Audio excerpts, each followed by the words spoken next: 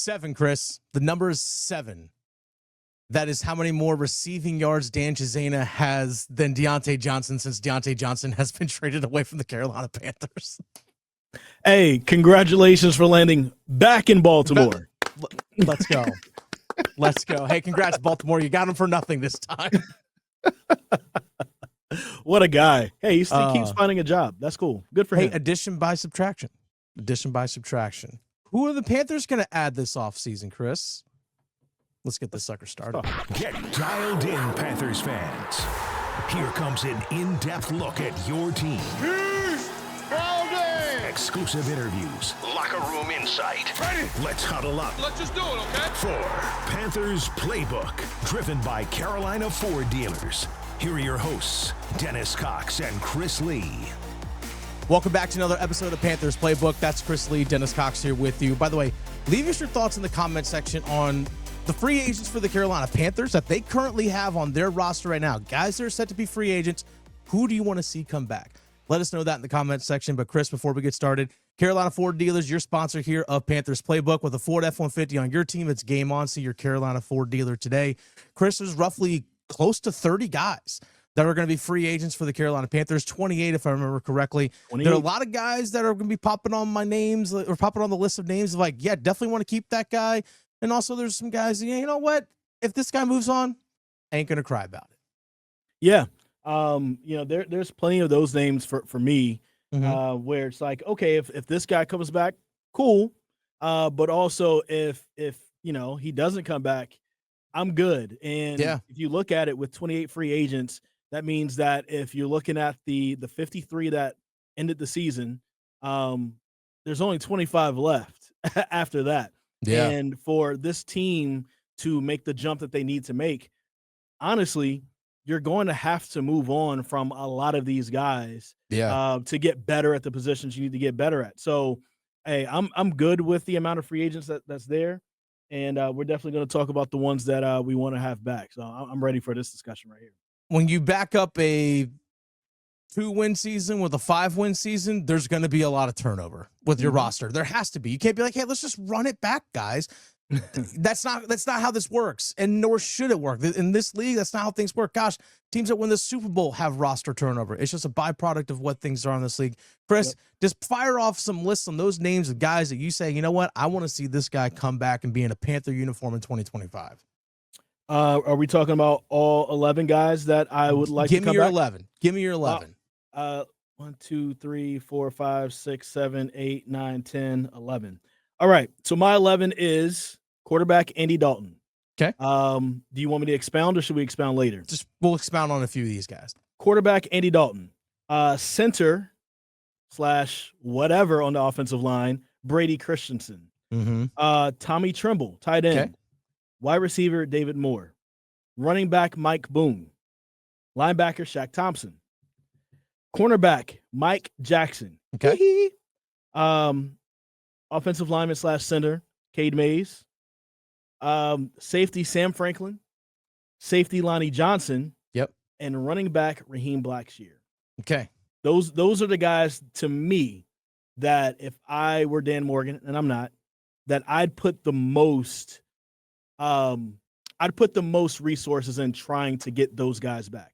Now, if I lose one of those guys, I'm cool with it, right? Some of these guys I absolutely do not want to lose, but some of these guys, if they are still very much so replaceable, but I feel like some of these guys, like Shaq Thompson, I think he's replaceable.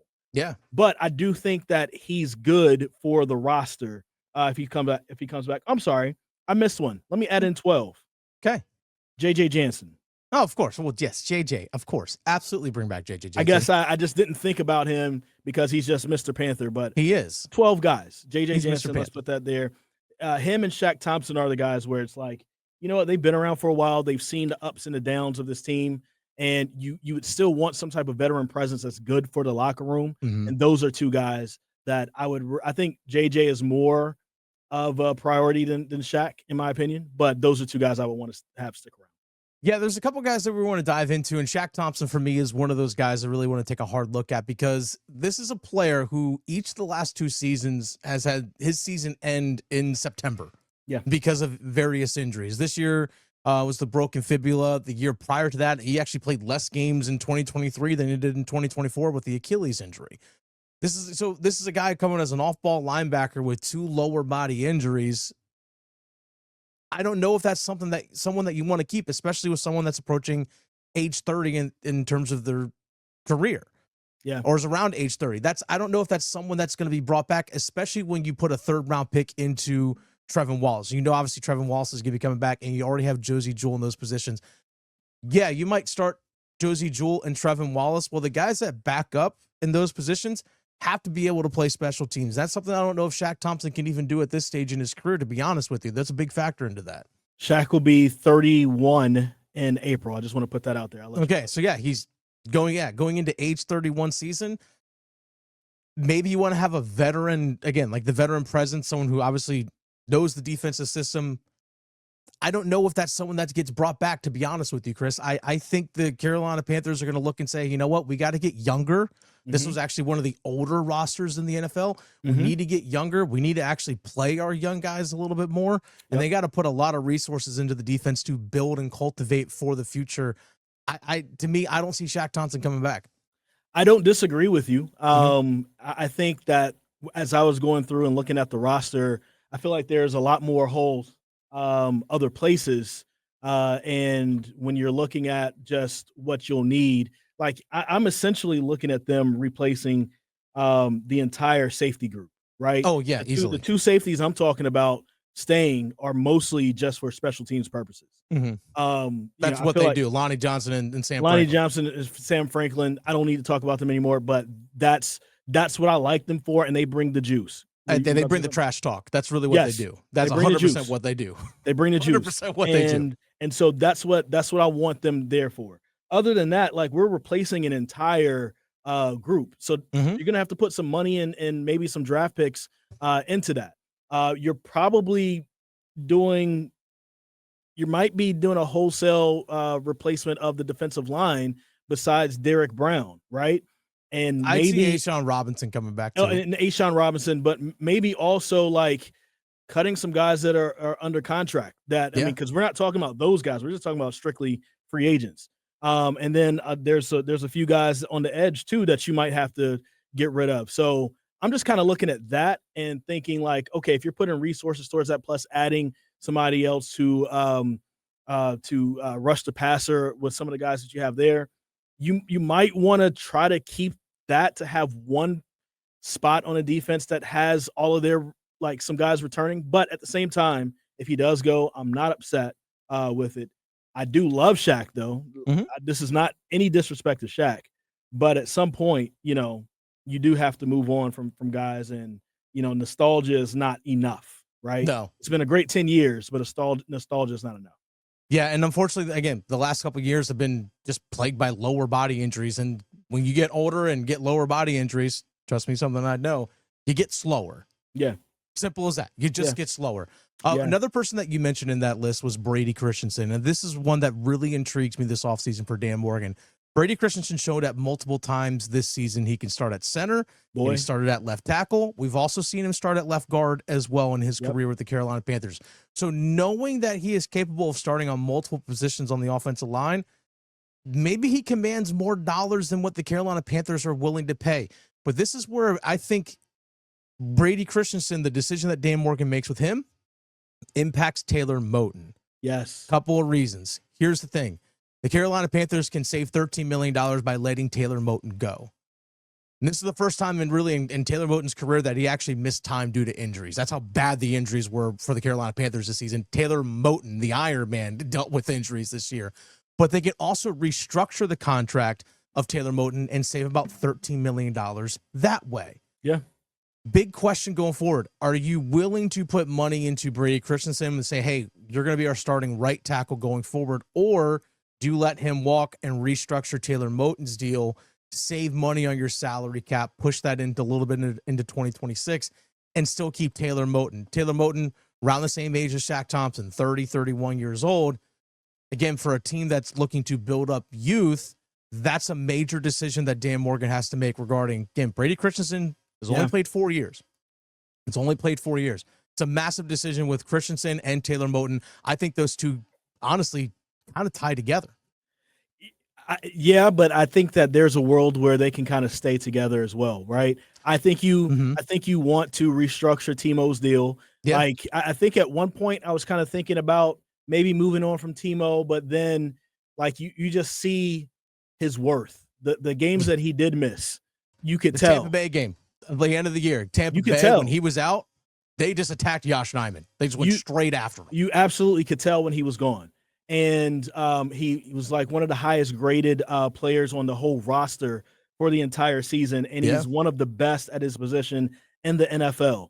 If you already have that guy on his team and he likes being here and he's willing to restructure, you keep that guy. But then also, what's something that all teams want? They want depth at offensive line, and that's really hard to do. And this year, we saw that we did have some depth. It was cool that when guys went down, you could put Brady Christensen wherever, and he did a great job. Why not try to make it work with that guy? He's young. As you said, he's only been in the league for 4 years. He did have a year where he was injured, so he has that happening. But also, if something were to happen next year, we saw what happened. Like Robert Hunt missed one game. Damian Lewis missed a couple games. You know, we saw it was supposed to be Austin Corbett in the middle of the entire season. He basically has the Shaq Thompson plan going on right now, where he's just missing seasons. Yeah. And he's one of the guys that I'm cool with moving on with, unless he takes a really steep pay cut. But I look at Brady Christensen as one of those guys, like, try to make it work. And hey, you are 6th guy. We're going to have heavy packages sometimes when we bring you in. If there's some injuries, you're the first one getting plugged in. We see you as an asset here. Maybe they build more packages to have him in mind. And but that's one of the guys, that's one of the main guys that if I'm Dan Morgan, if you ask me to pick 2 guys and I'm prioritizing, Brady Christensen is one, and not even just because of what he can do and what it does for the offensive line, but what it does for Bryce Young, somebody else that he's played behind for a couple of years already. And he probably has a trust with him if Brady Christensen has to come into the lineup because of injury, or if we're going heavy on the offensive line because of whatever package, Bryce Young is comfortable with that guy. If our center, I think you need to go out and get a starting center. Yeah, I'm with you. But if that center happens to go down, well, we know that Brady Christensen can do it. And that's one of the guys that I feel like I trust. And I also put Cade Mays down there earlier as one of the guys I named. If you can get maybe Timo, if you can get Timo back and Cade Mays, not as a starter, but as a depth piece with Christensen and Zavala, you got a lot of your offensive line back, and I think that is not a worry for next year, no matter what happens. Yeah, I'm still with you on the upgrade at center. I'm just wondering with Christensen showing that he can start on multiple spots on the offensive line, and no one misses a beat, he just might command too much money on the open market. That just simply might be it. His agent's probably gonna say, "Hey, look, like, man, you go get mid-level starter money, somewhere else." And also with Dan Morgan, again, this defense needs so much work, Chris. It really does need a lot of work, and so much money and resources and draft picks really got to go filing into that, which kind of gets me to defense. Go on, Chris. But I was just going to say, but if you can make it work, try to make that work. If you can. You can make it work, but I 100% agree with you. Go ahead, what you're about to say. I want to know your thoughts on Mike Jackson. When the offseason, or sorry, when training camp ended and we saw Michael Barrett, the 7th-round pick from Michigan, get traded to Seattle for Mike Jackson, you can tell with a lot of the moves in terms of the waiver claims that the Panthers made that they're looking for a certain body type to play at the corner position on the outside. And Mike Jackson fits that bill. It's 6'2", 200-plus pound defensive back. Similar build to what we see with J.C. Horn. You and I have seen and talked to Mike Jack in the locker room many times. He fits that build physically. He had a pretty good year this year. All intents and purposes, the defense as a whole was not very good, but him individually, I thought, had a pretty decent year for what he was asked to do. And I think with a better pass rush, I think Mike Jackson can even be better. I think he can actually be better if there's a better pass rush. I want to know your thoughts on Mike Jack possibly coming back. Dennis, you are not alone. I think he's a smooth criminal. Okay. You put him out on the field, he's a bad man. He's dangerous. I rock with him. You see what I'm doing right here? Yeah. I'm naming Michael Jackson songs I because hear you. I want Mike Jack back. Pause. But I think as you're right, he's a good number 2. Mhm. I think him and J.C. Horn, I think you found your starters there. He made some good plays this year. I think one more year in the system, one more year, as you said, if there's a better pass rush, him, in coverage could do some damage for the Carolina Panthers. And also, if he has better safeties, helping There's him that out, too. maybe he can do a little bit more with coverage. And I think that, I don't think you're saying that him and JC Horn are the best corner duo in the league, No. but with some upgrades at some key positions on the defense, they could be the top 10, a top 10 duo in the league, possibly. Just be top half. So I like him. I really do like Mike Jack. I think that he feels wanted by the Carolina Panthers. He said things similar to that this entire season. And I feel like he likes being there. I feel like this is a marriage that you can make happen for sure. I'm with you on that. I also agree with you about Andy Dalton coming back. I think just the synergy that offense has, or just that room with Andy Dalton and Bryce Young together, they clearly have a great relationship. Bryce obviously learned a lot from Andy Dalton, seeing him start this year, so I'm with you on that one. But overall, Chris, there really aren't many names where I'm like, I got to see this guy back. Like you mentioned Tommy Tremble. I would love to see Tommy Tremble come back. I would love him to be the number 2 tight end with JT Sanders. I would love that. That's my next priority, honestly, is him and Brady Christensen are my 2 main priorities. I think the first 2.5 years of Tommy Tremble, we were just kind of like, yeah, not necessarily what we thought he was. He made a few splash plays, but then he was just one of those jag kind of guys. Just there. He was just a guy. I really think the last half of last year and this year, when he wasn't injured, when he was out for a couple games with that concussion when he knocked himself out. He made some splash plays here and there. And I really do think, as you said, he could be a good complement to the passing game. He's a great blocker, and he can help out JT Sanders. At this point, I think it's time to move on from Ian Thomas. We've tried for, every year off and on to try the Stephon Sullivan thing. Yeah. I don't think it's going to work. So to have that position, I think we're going to need to have not only just a veteran, but somebody who's a veteran on this team back in that position. And I think it's good for Bryce, and it's also good for JT Sanders to have Tommy Tremble back. And so I'm 100% with this guy. I want to see him back on the team. A lot of free agents, but when you go 5-12, Chris, very few guys that I'm going to go pound the table and say that guy needs to come back. Very, very few. Like you mentioned, the safeties just needs a complete overhaul outside of Damani Richardson. And the special teams guys, like you mentioned, Sam Franklin, Lonnie Johnson, totally cool with those guys coming back. Yeah. But that position needs an overhaul. Fuller, Scott, Woods, we appreciate your services. We really do. Defensive line needs a massive overhaul.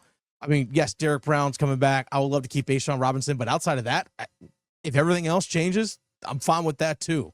And even on the edge, like DJ Wanham, I like to see him come back. Outside of that, I'm fine with Wanham and Clowney coming back for sure. There just needs to be another guy. And if you can get an Abdul Carter as a starter, and you're talking about Clowney being rotated in and out, with Wanham or whatever, I think that just adds, to what this team could possibly do. But if we can go back to offense just really quick. Sure. I just want to highlight 2 guys, right? Okay. And in the grand scheme of things, they're Jags, but I think for this team, they can be a good help. I put David Moore, right? Yeah. And just mainly familiarity with the system. He's been with Dave Canales in 2 different stops in Seattle and in Tampa. And I just kind of feel like having this guy who could be a Dave Canales cheerleader in the locker room helps out whoever's going to come in. Now, we know that we want to keep Thielen.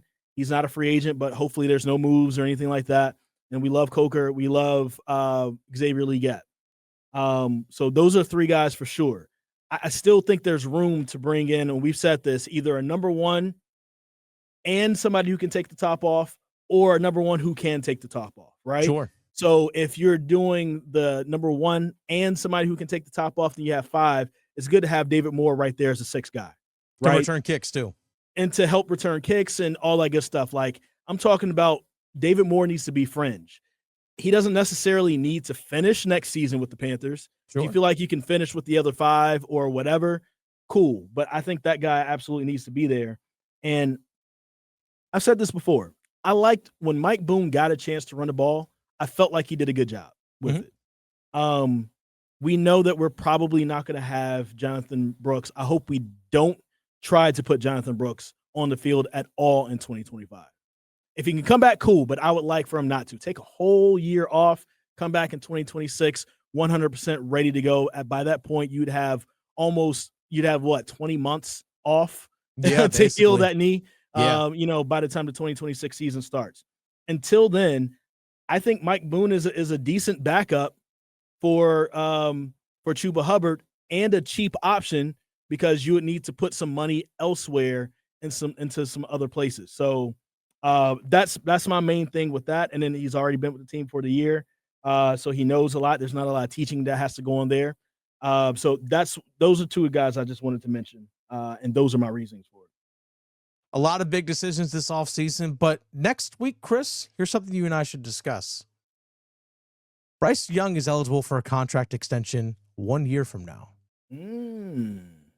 How is that going to impact Dan Morgan this offseason? We got to dive into that next week. You know what we didn't talk about either? What's that? You know who is eligible for their 5th-year option this year? Ike Ekwonu. We got to talk about that too next week. That we do.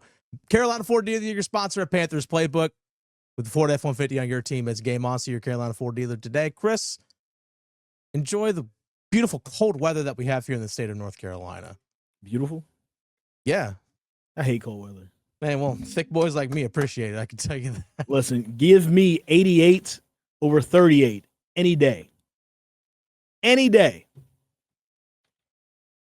88. Any day. Shout out to Terrace Marshall Jr. Give me Terrace Marshall Jr. over who wore 38? Over anybody. Question. Did anyone wear 38 this year? Probably or ever. Or ever. Who's ever worn 38? Around the league. Is that the most unpopular number ever? I don't know. It might be, actually. No wonder you don't like 38, Chris. Yeah, well, I'm about to turn 39 and I'm feeling it. Hey, you and I, that's right. You and I both 38. Yeah, we're 38. We're 38. See y'all next week.